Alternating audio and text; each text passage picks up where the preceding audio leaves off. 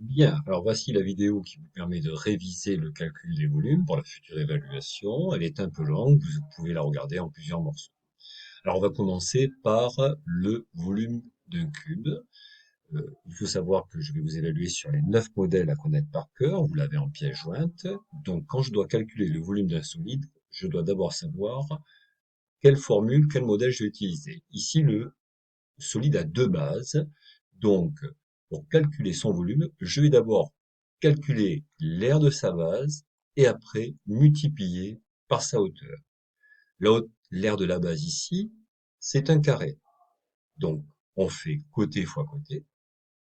On multiplie par la hauteur du solide, qui fait aussi 80 centimètres, c'est normal, c'est un cube. Je tape tout ça à la calculatrice. Elle me donne 512 000 comme résultat. Attention à l'unité, j'ai multiplié des centimètres par des centimètres par des centimètres, j'obtiens donc des centimètres cubes.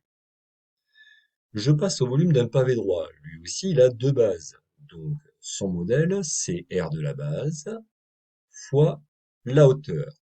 L'aire de la base ici, c'est un rectangle. Je fais donc longueur fois largeur, ou largeur fois longueur, ça me donnera le même résultat, et je multiplie par la hauteur du solide, qui est ici 6 décimètres.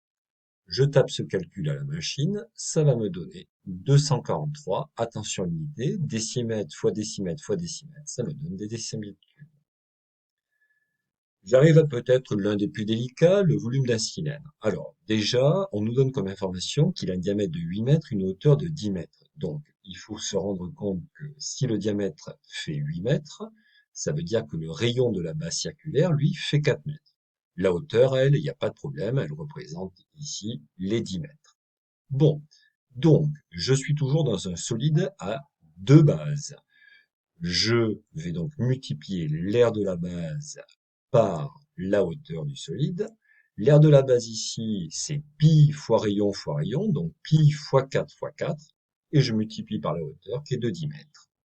Ma calculatrice va me donner un résultat exact de 160 pi, et je vous ai appris en appuyant au-dessus de la touche du égal pour les Texas et sur la touche SD pour les Casio, obtenir une valeur rapprochée qui est ici environ de 503 mètres cubes. On arrive à la dernière. Alors là, ce solide n'a qu'une base et on nous précise que c'est une base carrée. Donc là, le modèle, c'est l'aire de la base fois la hauteur et on n'oublie pas de diviser par 3 à la fin. Donc, si ma base est un carré ici, eh bien, l'aire sera 2,25 fois 2,25 en hectomètres. Et je multiplie par la hauteur qu'on me donne de la pyramide, ici à l'intérieur, 1,46 hectomètres. Je n'oublie surtout pas de diviser par 3, puisque c'est le deuxième modèle des volumes à une base. Et ça me donne un résultat environ égal à 2,5 hectomètres cubes. Vous allez trouver sur votre machine 2,46 et des poussières. J'arrondis à 2,5. Voilà, c'est fini.